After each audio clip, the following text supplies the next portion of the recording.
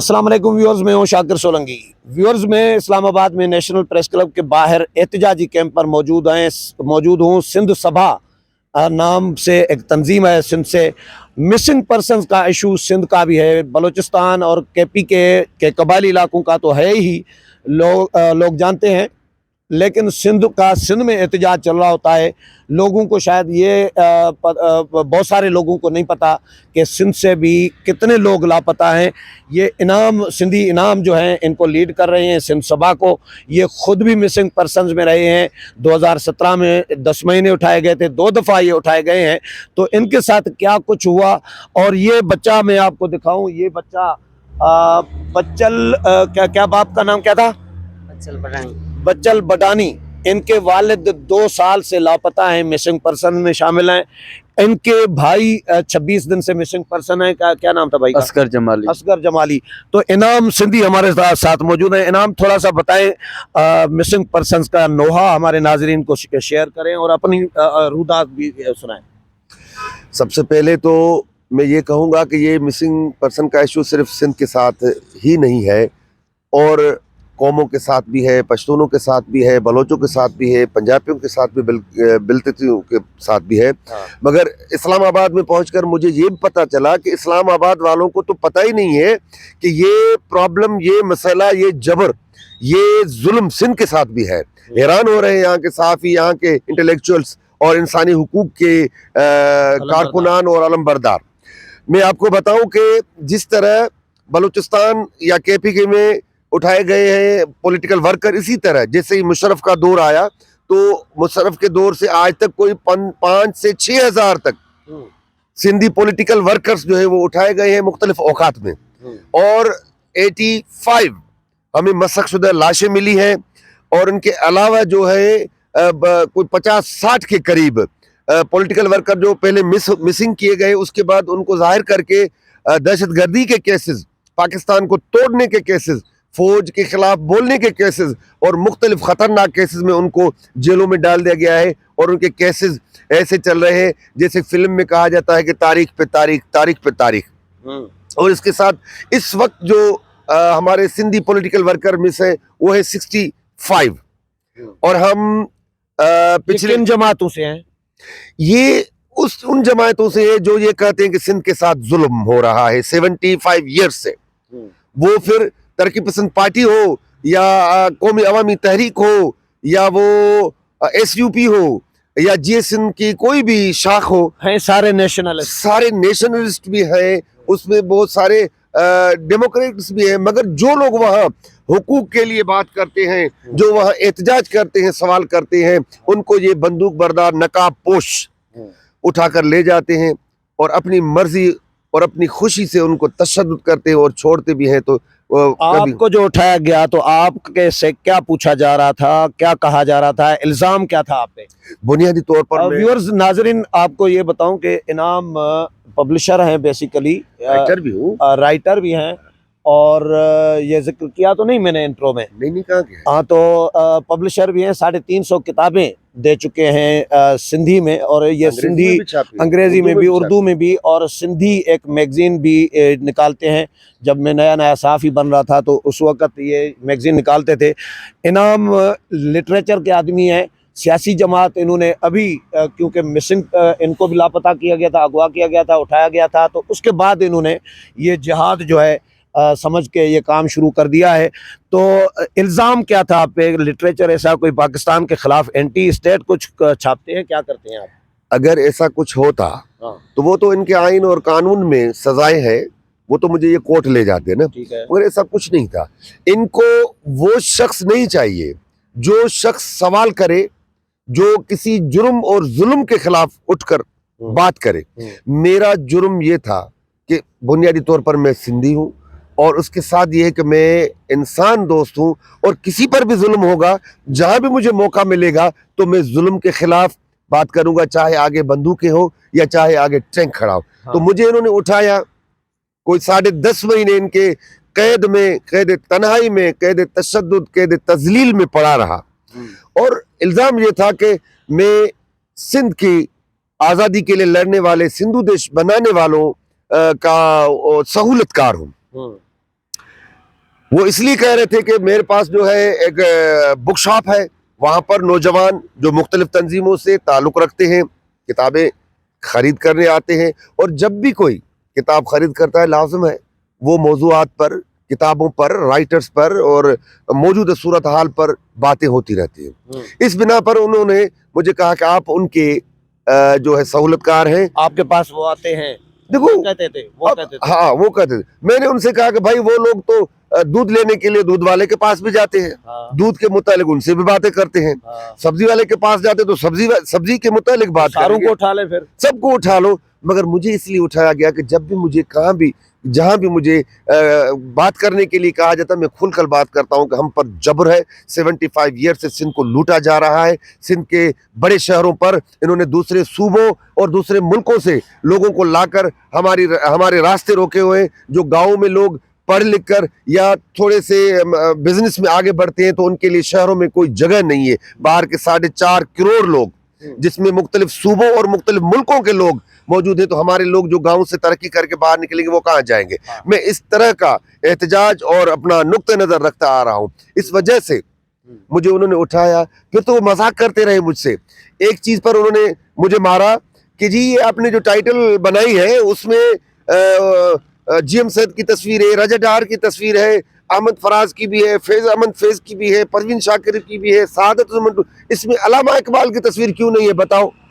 फिर आपने मुझे हंसी तो आ रही थी मगर वो मुझे मार रहे थे तो तब मैं कुछ बोल नहीं पा रहा था। मैंने फिर भी उनसे ये कहा कि देखिए सर, अल्लामा इकबाल की तस्वीर अगर इस किताब में नहीं है तो हम किसी और किताब में बड़ी करके लगा देंगे। मगर उन्होंने अपना दिल खुश किया मिलके। उनका एक ग्रुप था पूरा, एक इधर से मार, मतलब इस तरह जैसे किसी को चोरी करते हुए पकड़ते हैं किसी बाजार में और सारा हजूम उस पर चपट जाता है। जैसे श्रीलंकन को आपने आग लगवा दी, जैसे मच्छर कॉलोनी कराची में आपने 2 सिंधियों को पत्थरों से डंडों से मरवाया, इसी तरह ऐसे चपट जैसे जैसे मैंने कोई किसी का जेब काटी है या किसी का पर्स मैंने छीन कर भागा। फिर बोला आप फिलहाल शख्स जो है वो उससे आपकी पहली मुलाकात कहीं हुई थी। मैंने बोला आप इतनी बड़ी एजेंसी, आपको पता होना चाहिए अगर मैं मिला हूं तो फिर आप मुझसे ये सवाल क्यों करते हैं? मैं तुम्हारे मुंह से सुनना चाहते। मैंने बोला मैं तो उनसे मिला नहीं मिला हूँ। बोलता अच्छा झूठ बोलते हो, फिर मारो। उनको कुछ भी नहीं है, जिसको भी उठाते हैं अगर एविडेंस होता तो वो हमें कोर्टों पर ले जाते और लटका देते, मगर कोई एविडेंस नहीं है। क्योंकि मैं कहता हूँ कि ये बंदूकें हैं और बंदूकों को ना आंखें होती है, ना दिल होता है, ना दिमाग होता है। वो सिर्फ उस डाकू की तरह होती है जो बस में चढ़कर कहता है जो बोलेगा उसको मारूंगी, मारा जाएगा। इसी तरह ये कौमों पर और कौमों के वसाइल पर इसी तरह हमला कर रहे हैं और इसी तरह वो लोगों को डरा रहे हैं कि अगर कोई भी एहतजाज करेगा तो हम उसे उठा कर ले जाएंगे, उसे जला देंगे, उसकी मशक़शुदा लाश फेंकेंगे। तो ये अजीब किस्म की सूरत। 10.5 महीने इन्होंने मुझसे वो जैसे बिल्ली के बच्चे के साथ बच्चे खेलते हैं इसी तरह खेलते रहे, ज़हनी तरह तशद्दुद करते रहे। एक रखा कहाँ पे था वो तो जैसे इन्होंने उठाया मुझे, आंखों पर ऐसे पट्टी बांधी जैसे को मेरे को कोई इतनी दहशतगर्द को पकड़ा है। सिर्फ ये नहीं, ऊपर इतनी बदबूदार इतनी वजनी इन्होंने चादर फेंक दी कि मैं तो मेरी सांस घुट रही थी। और ये ले गए घुमा के पता नहीं कहाँ उन्होंने रखा, ये तो कुछ पता नहीं। 10.5 महीने आंखें बंद है। सिर्फ बाथरूम में जब हम जाते हैं तब अंदर ये बाहर से दरवाजा बंद करते, अंदर जाकर आंखें खोलते, फिर निकलते ही सारी आंखें बंद है। तशद्दुद, नफ्सियात। एक दिन मुझे उन्होंने कहा कि दीवार की तरफ मुंह करके खड़े हो जाओ। अब मेरी आंखें बंद है, मैं कौन सी दीवार के पास जाऊं? और मैं जा रहा हूं। इतना बड़ा कोई हाल था, मैं हैरान हूं। अब वो हंस रहे, दीवार हंस रहे, उनको मजा आ रहा था किसी के साथ खेलने में, मतलब तजलील नहीं, इंजॉय कर रहे थे वो। उनको मजा आ रहा था कि एक सिंधी को और वो किस तरह जो है एक तकलीफ दे रहे हैं और किस तरह जो है उसकी तजलील और तकलीफ कर रहे हैं। तो इस तरह के वहाँ के हालात है। जब उन्होंने मुझे छोड़ा तो मुझे कहा कि अगर आप कि इतनी सी भी हवा आई कि आपने जो है दोबारा बात की है तो हम आपको फिर उठाएंगे। मैंने कहा नहीं करूँगा। मगर मैं जैसे बाहर निकला तो मैंने तो ये अलम उठा लिया कि भाई अब मरना है तो मर जाएंगे, मगर ये मिसिंग जो गैर इंसानी गैर कानूनी अमल है इस पर मैं खामोश नहीं बैठूंगा। मैं पहली बार कराची प्रेस क्लब के आगे 1 जून 2020 को बैनर अकेला लेकर खड़ा रहा। मेरे दोस्त मुझे रोकते रहे। मैंने बोला कोई मसला नहीं है, क्योंकि मैं अभी कब्र से निकल आया हूँ। अगर अभी इन्होंने मार दिया तो मैं मरना पसंद करूंगा, मगर ऐसे कानून और ऐसी रियासत में जहाँ पर इंसान को इंसान ही न समझा जाए, यहाँ पर सिर्फ और सिर्फ उनको हमारे वसाइल चाहिए, वहाँ पर जहाँ पर इनको हमारी धरती चाहिए, हमारे बड़े शहर चाहिए, सुपर हाईवे के दोनों पासों से जो साइडों से महंगी ज़मीन है वो चाहिए, हमारी ज़रूरी ज़मीनें चाहिए, बैराजों की ज़मीनें चाहिए, हमारा कोयला चाहिए, कोयले से बनने वाली बिजली चाहिए, और उसके अलावा जो भी इनको चाहिए, मगर हम लोग इनको नहीं चाहिए। तो मैं ऐसे रियासत में और ऐसे आइन कानून और ऐसे बदमाशों के बीच में मरने को तरजीह दूंगा। मैं इसलिए खड़ा हूं। और मैं अभी बताऊं, 16 दिसंबर, ये पिछले साल 16 दिसंबर पर मैं और मेरे 3 दोस्त, मतलब मैं और मेरे 2 दोस्त, हम तीनों 16 दिन का बुक फेयर हमने लगाया था सिंध के डिस्ट्रिक्ट दादू की तहसील मेहड़ में। हम सस्ती किताबें इसलिए बेचते हैं कि हमारा घर भी चलता रहे और लोगों तक आ गई और शऊर भी पहुंचे, क्योंकि मुझे और कोई काम नहीं आता, नहीं मैं कोई पहलवान हूँ, नहीं आप इधर से, हाँ, नहीं मैं कोई पहलवान हूँ कि कहीं किसी अखाड़े में जाकर खेलूं या कोई मुझे आलू और टमाटर बेचूं। मैं किताबें छापता हूँ, किताबें बेचता हूँ और किताब और लिखता हूँ, सब चीजें। तो मैं वही बिजनेस कर रहा हूँ। 16 दिन जब हमने वहां पर बुक फेयर किया, उसके बाद हमने वहां से शिफ्ट होकर एक दूसरे शहर में जाना था। रास्ते में इन्होंने आकर इस तरह हम हमारे ऊपर जो है हमला किया, जैसे हम कोई बहुत बड़े टेररिस्ट थे, बहुत बड़े गोरिल्ला थे कि हम इनके साथ अभी लड़ेंगे। एक गाड़ी इन्होंने वीगो, आगे हमारे चुंगची पर हम सामान लेकर जा रहे हैं, चुंगची लोडर पर, उसके ऊपर हम भी बैठे हुए हैं तीनों दोस्त, एक वीगो आगे, एक वीगो साइड में, एक वीगो पीछे, ऐसे उन्होंने रोका जैसे हमको वीगो अपना चुंगची उड़ा कर चले जाएंगे इनकी वीगो से। बंदूकें आ गई, ये हो गया, सबको उठाकर आके बन के मुख्तलिफ गाड़ियों में इन्होंने डालकर और ये ले गए हमें। फिर हमारा जो है गालियां बालियां जो इनके वो होती है अपना इनके मंशूर में है, इनके असूलों में कि गालियां दे दो, माँ बहन पर जितनी गालियां इनको देनी थी, क्योंकि इनके कल्चर में है ना गालियां, ये माँ बहन को भी गालियां देकर ही बुलाते हैं पानी के लिए, खाने के लिए। तो मैंने उनसे कहा मुझे गाली मत दो, मुझे तुम मारो अगर मारना चाहते हो, गाली मत दो। फिर उन्होंने मुझे एक वीराने में फेंक दिया और मेरे एक दूसरे दोस्त को भी फेंक दिया। एक हमारा दोस्त असगर जमाली लेकर ये चले गए और ये 16 दिसंबर की बात है। 17 दिसंबर से हम दादू डिस्ट्रिक्ट के डिस्ट्रिक्ट प्रेस क्लब के आगे हम धरना दे के बैठे हैं 24 आवर। आज उसका 26वां दिन है, कोई वहां नहीं आ रहा था, तो हम अलामती तौर पर 5 दिन का धरना इस्लामाबाद नेशनल प्रेस क्लब के आगे ले आए हैं कि शायद यहाँ पर वो जो पहाड़ों के पीछे बैठा है, वो जो बंदूक बरदार नकाबपोशों का खूरदरू आका बना हुआ है और हमें अपना गुलाम समझता है, शायद उस तक हमारी आवाज नहीं पहुंच रही, हम उसके दरवाजे पर जाकर एहतजाज करें। इसलिए हम यहाँ पर, ये आज 4था दिन है और कल 5वां होगा। अच्छा, तो आज के दिन तो आपने हमें देखा है, सुबह से आपने हमें देखा है किस तरह बारिश पड़ी है और दोस्तों ने हमें कहा कि आओ हमारे घर पर रात गुजार। हमने बोला नहीं, हम अपने दुश्मन को बताना चाहते हैं कि सिंध बंदूकों से नहीं झुकता, सिंध ये तशद्दुद से नहीं झुकता। तुमसे पहले भी अरगुन थे, तुर्खान थे, मदद खान था, अंग्रेज थे, ईरान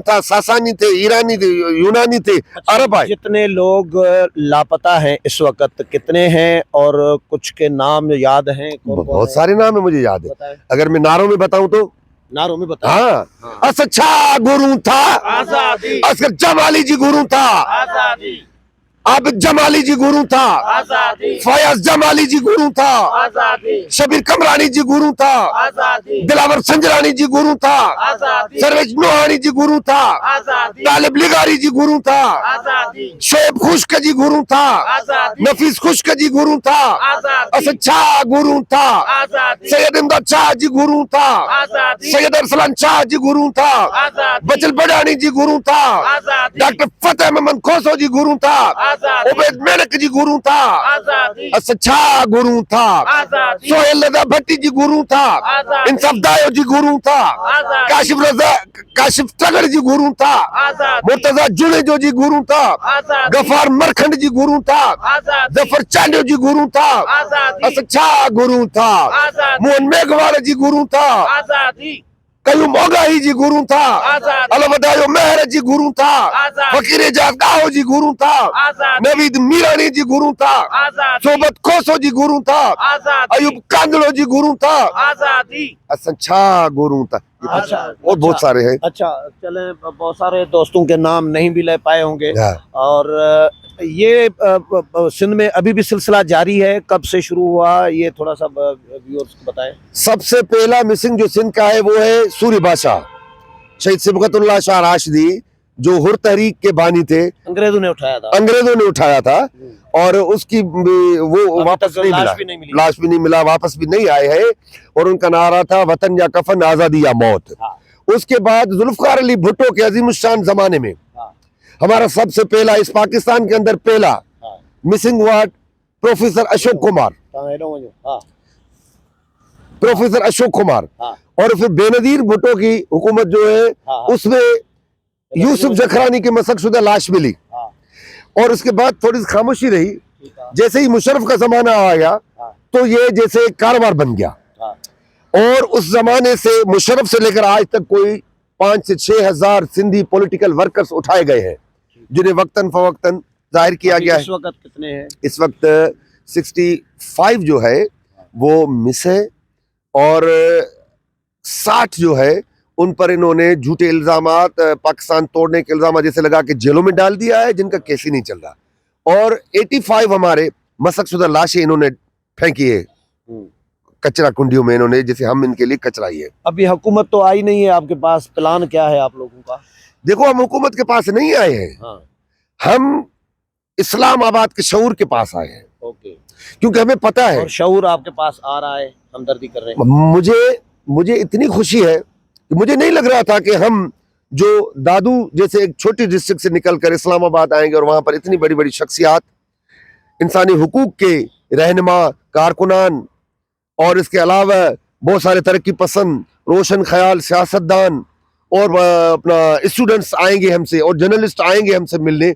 मैं समझता हूँ जितना मैंने सोचा था उससे 1000 मरतबा हमें बेहतर जो है पोजीशन है कि लोग हमारे साथ पहुंचे। और कल हम 1 बजे, कल दोपहर 1 बजे हमने यहाँ पर एहतजाज रखा है, जिसमें पंजाब की missing person families, Baloch missing person families, Pakhtun missing person families, Baltistani के मिसिंग पर्सन फैमिलीज यहाँ हमारे साथ आकर मिसिंग इश्यूज पर एक भरपूर एहतजाज करेंगे। मैं चाहूंगा जितने लोग भी ये सुनेंगे या ये देखेंगे, को भी चार्टर जी, कल के लिए हमने ये भी रखा है। एहतजाज के बाद हम अक़वाम मुत्तहिदा के ऑफिस जो इस्लामाबाद में है वहाँ जनरल सेक्रेटरी यूएनओ को चार्टर ऑफ डिमांड पेश करेंगे और वहाँ प्रेस के लिए अपना जो है प्रेस में बात बताएंगे कि हम क्या चाहते हैं। और हम ये भी बताएंगे, अक़वाम मुत्तहिदा के दफ्तर में देंगे, यूएनओ के सेक्रेटरी जनरल तो अमेरिका में बैठे हैं। हाँ, तो कोई मसला नहीं है। वो मुसलमान नहीं है, उनके नाम भेजेंगे। मैं वही कह रहा हूँ, वो मुसलमान नहीं है। अच्छा, चले वो मुसलमान नहीं है। उनके कुत्ते को भी जाकर आप एक लेटर दो ना, वो अपने मालिक को देगा। अच्छा, ये हम दुआ करते हैं आप लोगों के लिए और मिसिंग पर्सन के लिए। व्यूअर्स, बात ये है कि ये इनाम जो है ये एक मिसाल है एजेंसियों के लिए, इदारों के लिए, कि लोगों को उठाकर उनके शऊर को दबाया नहीं जा सकता, लोगों को तशद्दुद से शऊर को दबाया नहीं जा सकता। इनाम को उठाया गया। इनाम पहले किताबें छापते थे और अब इनाम ने झंडा भी उठा लिया है।